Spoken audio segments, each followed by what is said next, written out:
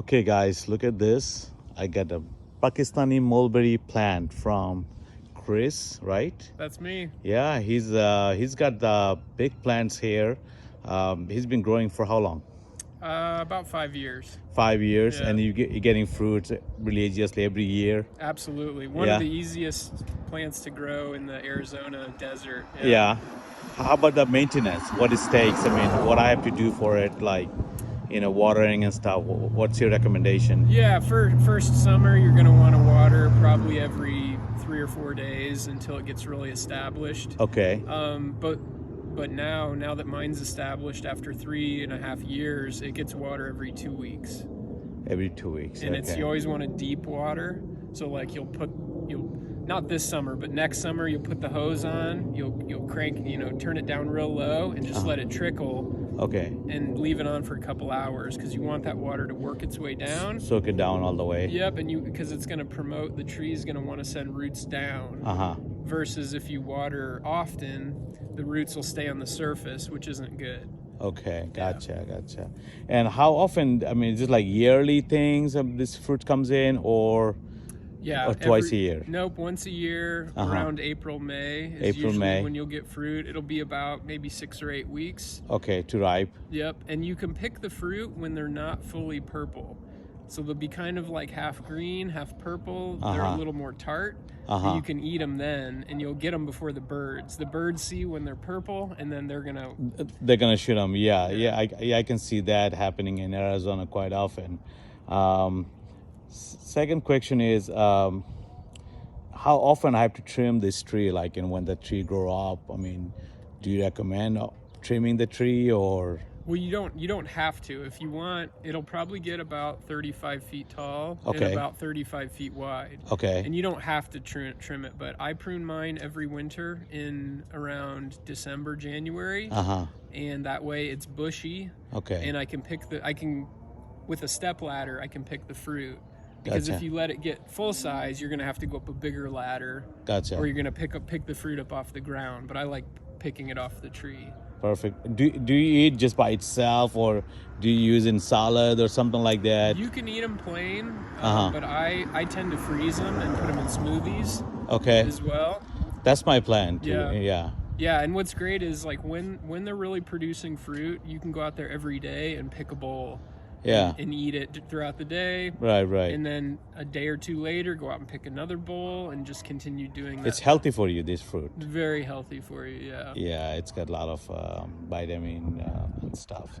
Yeah, I mean, thank you very much. Maybe next time I come and visit your plant when you get all these fruits, and then I can show it to my viewers, Yeah, well, the thing is, I'm building an addition, so my mulberry is about to get cut down. Oh. And so I have to start all over with a new one. Are you serious? So.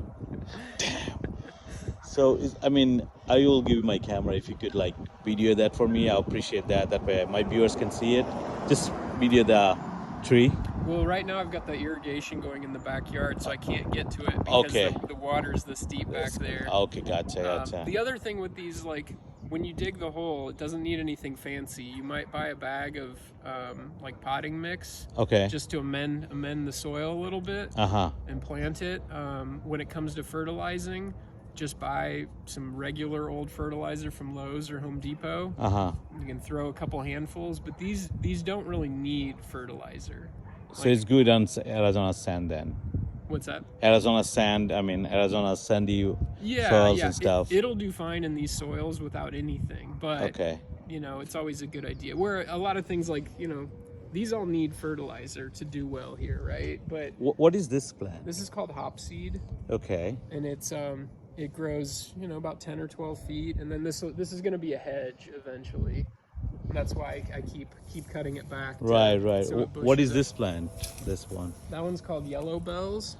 Okay. These are all really like the front yard there's no fruit It's like out here. It's flowers and stuff. Yeah, it's things that are easy in Arizona. The backyard is my fruit, where the fruit trees and fruit plants are. Good things you don't have HOA and stuff around here. Yeah, nobody to worry about with that. Yeah.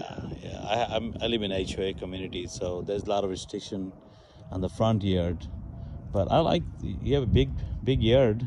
Yeah, I mean, eventually this will be probably fruit trees, but one step at a time. Yeah, so. Yeah. You just got recently this place then? I mean, or about 7 years ago. 7 years, yeah. Okay. Yeah, I should buy a house in like non-HOA community. That's gonna be helpful, right? But then you don't have to worry about people having couches in their front yard, and that's the problem too. Yeah, yeah. So. Yeah, you live in nice. I mean, my uncle used to live not too far from here. It's Maine and Power. Oh yeah, not far at all. Yeah, he used to have a motel around here, and then he sold that. We actually then moved to Levine to Chandler. Actually, Levine to Glendale, Glendale to Chandler. Yeah, so you've been all around the valley then. Huh? Yep, yeah. I make sure I put all my fruit trees all over the valleys. Yeah. You can go back and pick them later, huh? No, the guy last house I had like big neem tree. So it's kind of like, see that tree? Yeah. Half of that size. Gotcha. Yeah, so that one, I mean, if that guy understands what is neem trees, do you know neem tree? I had one, but it blew over in one of our storms we had. Oh wow! You can sell those leaves. You dry them up. You can sell them if you want, and they are like very expensive. You make like a tea out of it with the leaves? If you want, or you can use some kind of oil out of it. 1 ounce oil goes for anywhere from $5 to $10. Wow. Yeah. I used to chew the little sticks. Oh yeah, those are good. I mean, for your teeth. I mean, just keep all the bacteria out. Yeah. Well, hey, it's a pleasure. Thank you very much, Chris. And when this plants grow, maybe 10, 15 feet, I'll do a second video, and maybe I'll invite you to my place and you can take a look at it. I love it. Yeah. All right. Thank you, sir.